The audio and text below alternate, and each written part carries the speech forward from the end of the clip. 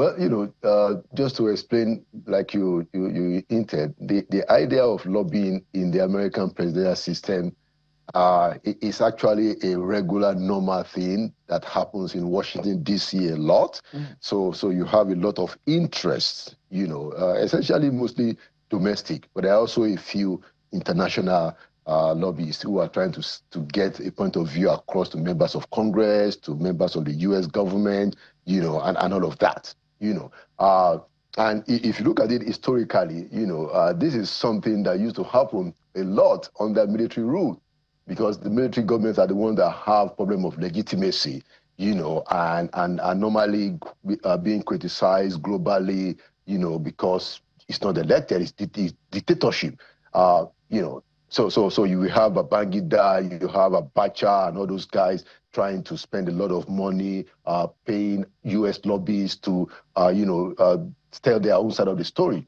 Now, when you have a democratic government, doing this, and I don't think it's just Tinubu government that have done it. I imagine this must have been done previously. I think it sends a different signal altogether, because you have your embassies, and your government is a legitimate government. You are elected by the people. You shouldn't have to go through that kind of approach to tell your story.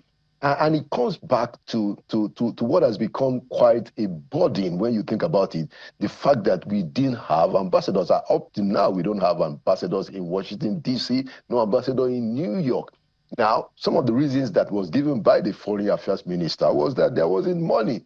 But guess what? We have money to pay $9 million to some cool Americans, just making $750,000 a month to hold, to have maybe tea or lunch with a congressman or a state or a State Department official about Nigeria, when we don't have ambassadors on the ground for reasons of, the money is too much.